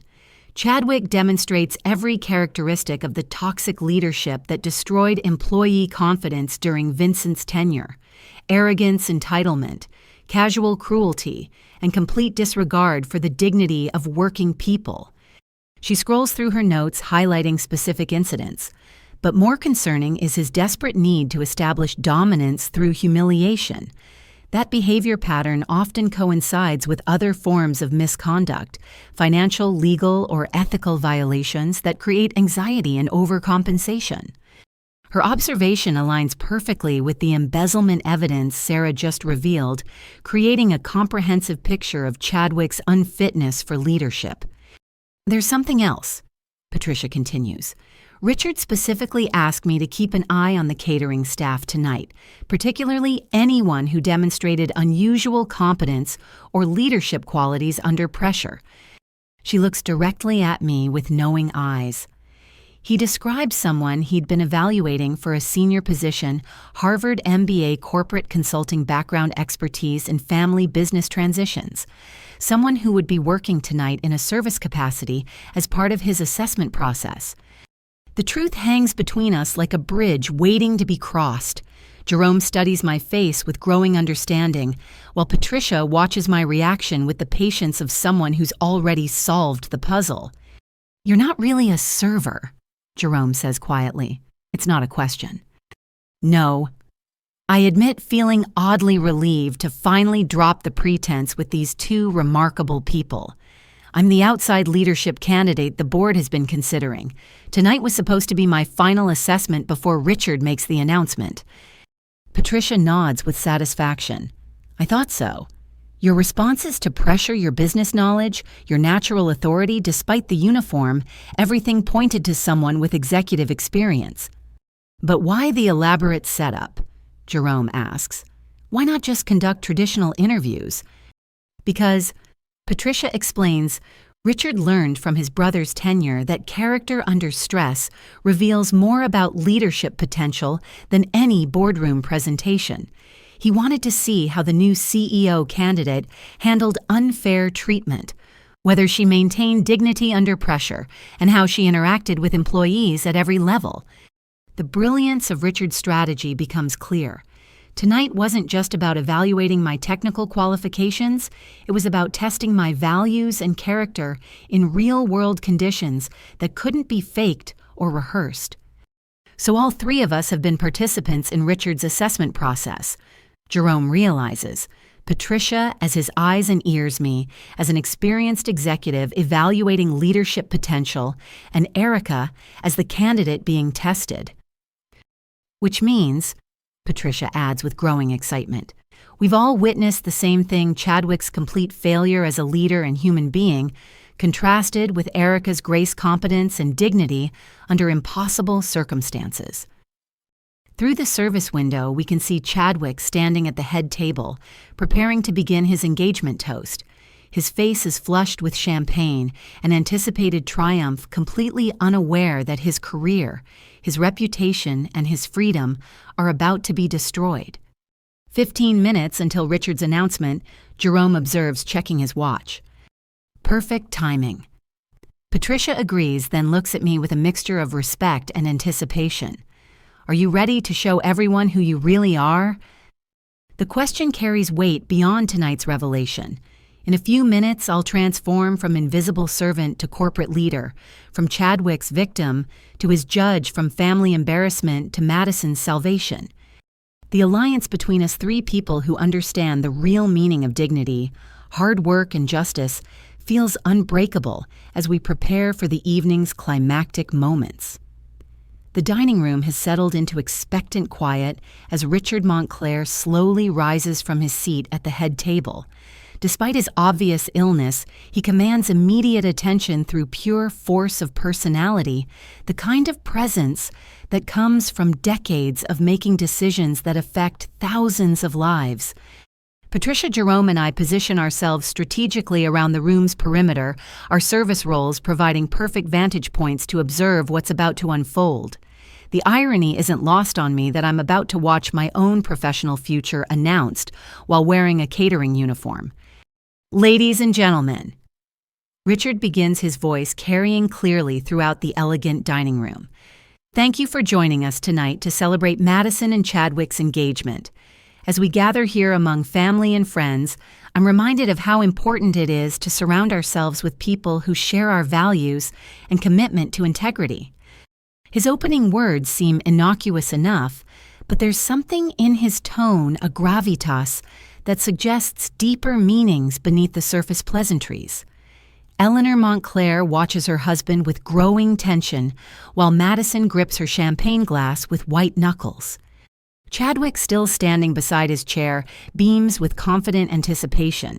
He clearly expects this to be his moment of validation, the public confirmation of his position as heir to the Montclair legacy. Before we toast the happy couple, Richard continues, I'd like to share some important news about Montclair Industries' future direction. As many of you know, my recent health challenges have prompted serious reflection about succession planning and the company's long-term leadership needs. The board members lean forward with synchronized attention while other guests murmur softly among themselves. Several people glance toward Chadwick, apparently expecting this to be his official coronation as the next company president. Building a sustainable business requires more than family connections or social breeding. Richard says, his voice growing stronger and more purposeful. It requires character competence and an unwavering commitment to treating every employee, from entry-level positions to senior management, with dignity and respect. Jerome catches my eye from across the room, his expression conveying both anticipation and admiration for Richard's strategic approach. Patricia has positioned herself near the kitchen entrance, her notepad discreetly ready to document whatever happens next. Over the past 6 months, Richard continues, our board of directors has conducted an exhaustive search for new leadership that embodies these principles while possessing the business acumen necessary to guide us through challenging market conditions. Chadwick's confident expression begins to waver slightly as he realizes this speech isn't following the script he expected. His eyes dart toward his father with growing confusion and something that might be the first stirring of genuine concern. The candidate we've selected brings exceptional credentials to this position. Richard announces, including a Harvard MBA extensive experience in corporate turnarounds and a specialized expertise in preserving company culture while implementing strategic changes. Around the room, guests begin looking toward Chadwick with congratulatory smiles, apparently assuming Richard is describing his son's qualifications in flattering terms. But those who know Chadwick's actual background, a mediocre state university degree and zero business experience outside his father's company, begin to look puzzled. Eleanor Montclair has gone very pale, her hands trembling slightly as she reaches for her water glass. She clearly recognizes that something unexpected is happening, though she hasn't yet grasped the full scope of what's coming. More importantly, Richard continues, his voice carrying increased conviction. Tonight's events have provided an invaluable opportunity to observe this candidate's character under pressure. Leadership isn't just about making decisions in comfortable boardroom settings. It's about maintaining integrity and dignity when faced with unfair treatment or challenging circumstances. The room's energy shifts palpably as guests begin to sense that this announcement isn't proceeding according to anyone's expectations. Conversations die, completely replaced by the kind of focused attention that accompanies moments of high drama. Madison stares at her father-in-law with growing alarm, apparently fearing that he's about to publicly criticize her family background or social status. Her face has gone ashen, and she keeps glancing between Richard and Chadwick as if trying to predict which direction the conversational bomb will explode. I've had the privilege of watching our new CEO demonstrate exactly the kind of leadership qualities that Montclair Industries needs, Richard says, turning slightly to scan the room with deliberate emphasis. Grace under pressure competence despite difficult circumstances and unwavering professionalism in the face of disrespectful treatment. Janet Holloway and the other board members are now watching with barely concealed satisfaction, clearly enjoying Richard's masterful setup for what they know is coming. Several other guests look increasingly confused as they try to reconcile Richard's description with their assumptions about traditional succession planning. Before I introduce our new CEO, Richard adds his tone, carrying a note of steel that suggests the evening's most dramatic moments are still ahead. I need to address some recent discoveries about financial irregularities within our company operations. Chadwick's face goes from confused to horrified in the span of 3 seconds.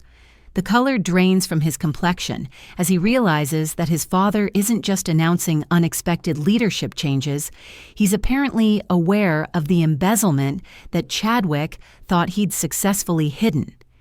A forensic audit completed just hours ago revealed systematic theft of company funds, unauthorized asset transfers, and deliberate attempts to conceal these crimes through fraudulent reporting. Richard announces with prosecutorial precision. The individual responsible will face immediate termination, civil lawsuits for fund recovery, and criminal charges for corporate embezzlement. The dining room erupts in shocked murmurs as guests process this bombshell revelation. Eleanor Montclair looks as if she might faint, while Madison stares at her fiancé with dawning horror and recognition. Chadwick stands frozen beside his chair, his mouth opening and closing soundlessly as he struggles to process the complete destruction of everything he thought was secure. His face cycles through disbelief, panic, and desperate calculation as he searches for some escape from the trap that's closing around him. "And now," Richard says with the timing of a master showman, "I'd like to introduce the new CEO of Montclair Industries, whose performance tonight has confirmed every positive assessment in her extensive background evaluation."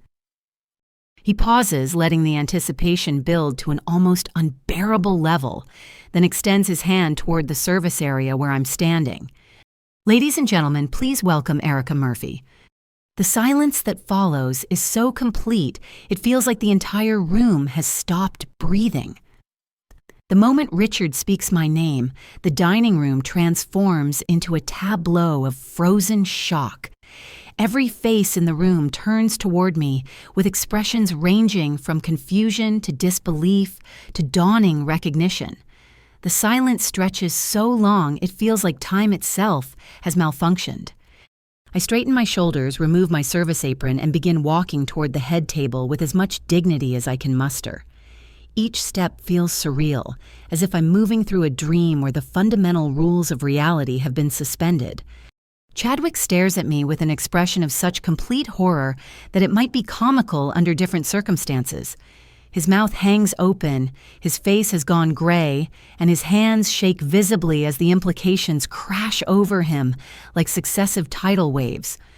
Madison's champagne glass slips from nerveless fingers, shattering against the floor in a crystalline explosion that seems to break the room's paralyzed silence. She looks at me as if seeing a ghost, her eyes wide with shock and something that might be the beginning of hope. "Ladies and gentlemen," Richard continues as I reach the front of the room, "Erica Murphy graduated summa cum laude from Harvard Business School and has spent the past 5 years building a reputation as one of the country's most effective corporate turnaround specialists. She has successfully restored profitability and employee confidence to 4 family businesses facing similar challenges to our own." The guests slowly begin to process this information, their faces showing the mental recalibrations happening in real time. Harrison Whitfield looks mortified as he remembers his condescending comments about working-class satisfaction. Priscilla Whitfield appears to be searching for a place to hide. More importantly, Richard adds with evident satisfaction, tonight's service provided an invaluable opportunity to assess her character under pressure. While being subjected to deliberate humiliation and disrespectful treatment, she maintained professionalism, dignity, and grace that confirm every positive evaluation in her extensive background check. Janet Holloway begins applauding, followed immediately by the other board members. Dr. Chen stands as he claps his expression, conveying both approval and vindication. Margaret Foster's applause is particularly enthusiastic, her smile suggesting deep satisfaction with how the evening has unfolded. But the board's approval is quickly overwhelmed by the murmurs and gasps rippling through the rest of the room as guests realize they've been witnessing a carefully orchestrated evaluation all evening. Chadwick finally finds his voice, though it emerges as more of a strangled whisper than actual speech. "This is impossible. She's nobody. She's service staff." His words hang in the air like toxic gas poisoning, whatever sympathy anyone might have felt for his obvious shock and devastation. "She's nobody," Richard repeats with dangerous quiet. "The woman you've spent the evening humiliating is Harvard-educated, professionally accomplished, and will be making decisions about your family's financial future. What exactly does that make you?" Eleanor Montclair rises unsteadily from her chair, her face stricken with shame and horror. "Chadwick, what have you done?" she whispers, though her voice carries clearly in the shocked silence. Madison stands slowly, her eyes never leaving my face as understanding dawns. "The MBA," she breathes. "The consulting work. The transition between positions. You weren't unemployed, you were preparing for this." I nod, watching my sister process the magnitude of what she's witnessing. "I wanted to tell you, but the timing had to be Richard's decision." "Tell me what—" Chadwick shouts, his voice cracking with desperation. "Tell you that she's been lying about everything, that this is some kind of elaborate fraud." His accusation triggers something in Madison that I haven't seen since we were children, the fierce protective instinct that used to emerge when neighborhood bullies picked on smaller kids. "Fraud," she snaps, turning on her fiancé with sudden fury. "You want to talk about fraud? How about lying to me about your gambling debts? How about stealing from your own father's company? How about pretending to love me while humiliating my sister for your entertainment?" The room's attention swings toward this new revelation like spectators at a tennis match.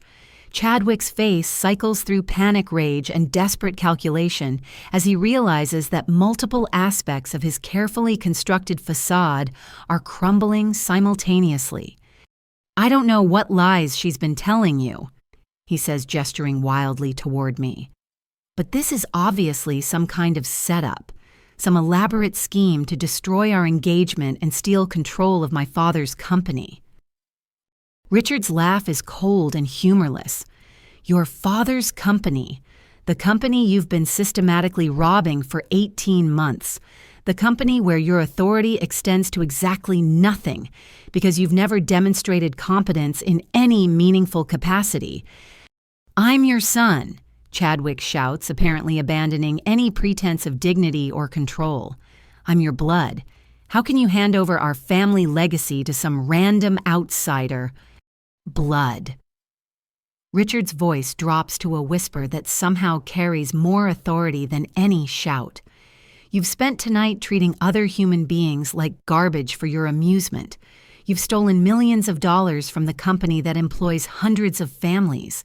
You've lied, cheated, and demonstrated such profound moral bankruptcy that the board unanimously agreed you're unfit for any leadership position.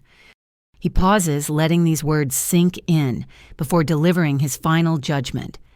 Being my son means you had every advantage, every opportunity, every possible support for success. The fact that you've squandered all of that while committing crimes against our own company doesn't make you a victim, it makes you a disgrace. Eleanor Montclair sinks back into her chair, tears streaming down her face as she witnesses the complete destruction of her family's reputation and her son's future. The elegant dinner party has transformed into a courtroom where justice is being served with brutal efficiency. Around the room, guests sit in stunned silence as they process not just the leadership announcement, but the criminal revelations and family implosion they're witnessing. Some look sympathetic, others appear fascinated by the drama, but most seem deeply uncomfortable with their involuntary participation in such a public destruction. Jerome steps forward from his position near the service entrance, his presence commanding attention despite his server's uniform. If I may, he says to Richard with respectful authority, I believe the dining room staff can attest to every aspect of tonight's character assessment. Patricia joins him, her notepad, visible as evidence of the systematic documentation Richard requested. The candidate demonstrated exceptional leadership qualities under impossible circumstances. She reports with professional precision. Meanwhile, the former heir apparent revealed character deficiencies that would pose significant risks to employee morale and company reputation. Their testimony carries unexpected weight, transforming from background service to expert witnesses in the evening's dramatic trial. As the full scope of the revelation settles over the room, I realize that everything has changed, not just for me and Chadwick, but for everyone present. They've witnessed the complete inversion of assumed power structures, the triumph of merit over entitlement, and the consequences of treating people as less than human. The evening's final act is about to begin. The aftermath of Richard's announcement unfolds with the intensity of a controlled explosion. As the initial shock begins to wear off, the room divides into distinct camps. Those celebrating justice serve those mortified by their earlier behavior, and those desperately trying to process the complete reversal of everything they thought they understood about power and status. Chadwick stands at the center of this social earthquake, his expensive suit rumpled and his face a mask of disbelief and rage. "This is illegal," he sputters, apparently grasping for any argument that might restore his position. "You can't just hand over a family company to some random consultant. The shareholders will never accept this." Janet Holloway rises from her seat with the authority of someone accustomed to boardroom battles. Actually, the board voted unanimously to approve this transition. The shareholders will be thrilled to see leadership that prioritizes long-term stability over short-term family politics. Dr. Chen joins her, pulling out his phone to display what appears to be legal documents. The forensic audit is complete, the evidence of embezzlement is overwhelming, and law enforcement has been notified. Your employment with Montclair Industries is terminated immediately effective tonight. The finality of these statements hits Chadwick like physical blows. He looks around the room, desperately seeking support from people who were laughing at his cruel jokes just hours earlier. But the same guests who applauded his humiliation of me now avoid eye contact, apparently unwilling to associate themselves with a proven criminal. Madison approaches slowly, her designer gown rustling as she moves with newfound confidence. When she reaches Chadwick, she removes her engagement ring with deliberate ceremony and places it on the table between them. I can't marry someone who gets pleasure from destroying other people's dignity, she says clearly, her voice carrying throughout the silent room. But more than that, I can't spend my life with someone whose character is so fundamentally broken that stealing from family feels acceptable.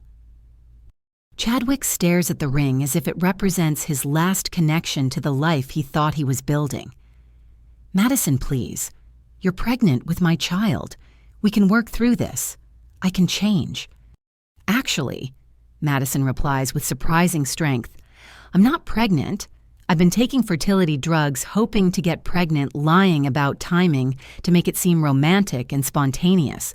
But watching you tonight made me realize that bringing a child into a relationship based on deception and cruelty would be the worst possible decision. This final revelation seems to break something fundamental in Chadwick's remaining composure. He sinks into his chair as if his bones have dissolved the weight of complete social and professional destruction, finally registering in his expression. Meanwhile, the other guests begin processing their own roles in the evening's events. Harrison Whitfield approaches me with obvious embarrassment, his earlier condescension replaced by genuine remorse. I owe you a significant apology, he says quietly. My comments tonight were inexcusable regardless of what I thought I knew about your background. I hope you can forgive what was clearly ignorant prejudice disguised as social commentary. His wife Priscilla stands beside him, her face red with shame. I'm mortified by my behavior. There's no excuse for treating anyone the way we treated you tonight. Similar scenes begin playing out around the room as various guests approach to offer apologies, congratulations, or simply acknowledgement of the evening's moral lessons. The social dynamics that seemed so fixed and permanent just hours ago prove remarkably fluid when confronted with new information. Jerome removes his service apron and approaches the head table with the confident bearing that now makes perfect sense, given his corporate background. Richard, I believe we discussed the possibility of my returning to an executive role if the right opportunity arose. Richard's face lights up with genuine pleasure. Jerome Matthews, former VP of Strategic Operations at Hartwell Financial, currently masquerading as head waiter for reasons of personal fulfillment. He extends his hand formally. Would you consider serving as Chief Operating Officer for our newly restructured leadership team? The offer clearly delights Jerome, who accepts with the enthusiasm of someone whose professional exile is finally ending. I'd be honored to help rebuild the company culture that made Montclair Industries a model employer. Patricia steps forward as well, her documentation of the evening's events having transformed her from kitchen manager to corporate witness. If I may, she addresses Richard directly, I'd like to formally accept your offer from 20 years ago. The promotion to Director of Employee Relations with responsibility for ensuring that every worker from entry level to executive receives the respect and dignity they deserve. The convergence of these three career resurrections feels almost orchestrated, as if the evening's events were designed not just to reveal truth, but to restore justice to multiple people who'd been wronged by previous leadership failures. Eleanor Montclair finally speaks, her voice thick with emotion but steady with resolve. Erica, I hope you can understand that what you witnessed tonight doesn't represent the values Richard and I tried to instill. We failed somewhere along the way, but I want you to know that your grace under impossible circumstances represents exactly the kind of leadership this company needs. Her apology carries the weight of maternal disappointment mixed with genuine respect for how I handled her son's cruelty. It's clear that Eleanor understands her family's reputation will be forever changed by tonight's revelations. Richard moves to the center of the room, commanding attention one final time. Before we conclude this remarkable evening, I want to share something about leadership philosophy that tonight's events have illustrated perfectly. He pauses, letting his words settle before continuing. True leaders emerge not from privilege or inheritance, but from character tested under pressure. Tonight we've seen someone maintain dignity while being deliberately humiliated, demonstrate competence while being dismissed as incompetent, and show grace while being treated with contempt. His eyes find mine across the room. These are the qualities that build lasting organizations and create workplace cultures where every employee can thrive. This is why our board chose merit over tradition, character over connections. The room erupts in sustained applause led by the board members, but spreading quickly throughout the dining room. Even some of the guests who participated in my earlier humiliation clap with apparent sincerity, perhaps recognizing their own opportunity for moral growth. As the applause dies down, I realize it's my turn to speak. The weight of the moment, professional triumph, family reconciliation, justice served, feels almost overwhelming, but I know these words will set the tone for everything that follows. Thank you all for witnessing what has been an extraordinary evening of revelation and transformation. I begin my voice steady despite the emotional intensity. Tonight taught me that true success isn't about reaching the top of any hierarchy. It's about maintaining your integrity regardless of how others treat you. I look toward Madison, who's watching me with tears of pride in her eyes.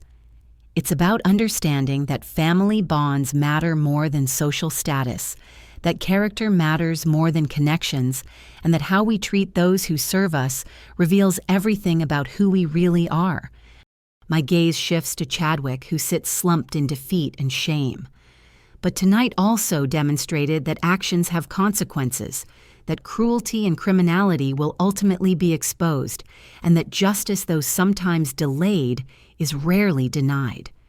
Finally, I address the room as a whole. I hope everyone here will remember this evening not just as entertainment or drama, but as a reminder that every person deserves dignity, every honest job deserves respect, and every organization succeeds or fails based on the character of its leadership. The silence that follows feels different from the shocked quiet that greeted Richard's announcement. This feels like reflection, like people processing not just what they've witnessed, but what it means for how they'll treat others going forward. As guests begin to leave, many stop to offer congratulations or share their own stories about overcoming prejudice and proving worth through character rather than credentials. The evening that began with such hostility ends with unexpected connections and renewed faith in justice. Madison approaches me as the crowd thins her face, glowing with pride and relief. I owe you the biggest apology of my life, she says, her voice thick with emotion, and the biggest thank you. You saved me from making the worst mistake of my life while showing me what real strength looks like. We embrace for the first time in years sisters reunited not just by blood, but by shared values and mutual respect. The distance that money and social ambition created between us dissolves as we remember what really matters. Jerome and Patricia join our small circle, creating an unlikely alliance that somehow feels perfectly natural. To new beginnings, Jerome proposes raising his water glass in an impromptu toast. To character over credentials, Patricia adds. To dignity under pressure, Madison contributes. To justice served and lessons learned. I conclude feeling the weight of the evening's transformation settling into something that feels like hope. As we prepare to leave the Meridian Club, I pause to look back at the dining room where so much has changed in just a few hours. The elegant space that witnessed cruelty and humiliation now holds the memory of truth revealed and justice delivered. Tomorrow brings new challenges, rebuilding a company culture, restoring employee confidence, and proving that leadership based on character can succeed where entitlement and arrogance failed. But tonight's events have provided the perfect foundation for that work. The evening's final irony isn't lost on me. The job that was supposed to be temporary income, while transitioning between positions, ended up being the most important work assignment of my career. Sometimes the most significant opportunities come disguised as the humblest circumstances. What do you think about the idea that true character reveals itself when we think nobody important is watching? Have you ever experienced a moment when someone showed their real values through how they treated people they thought couldn't fight back? I'd love to hear your stories in the comments below. Your experiences remind us all that dignity and respect matter in every interaction. If this story resonated with you, please give it a like to help others find it. Don't forget to subscribe for more stories about justice, family bonds, and the power of maintaining your integrity no matter what challenges you face. And please share this with anyone who might need a reminder that character always matters more than status. Thank you for joining me tonight for this incredible journey of transformation and justice. Remember that every person you meet is fighting battles you know nothing about, and a little kindness and respect can change someone's entire day or even their entire life. Until next time, keep treating everyone with the dignity they deserve, because you never know when the person serving you might be the person who ends up in charge. Sweet dreams, and may your own character always shine brightest when you think nobody important is watching.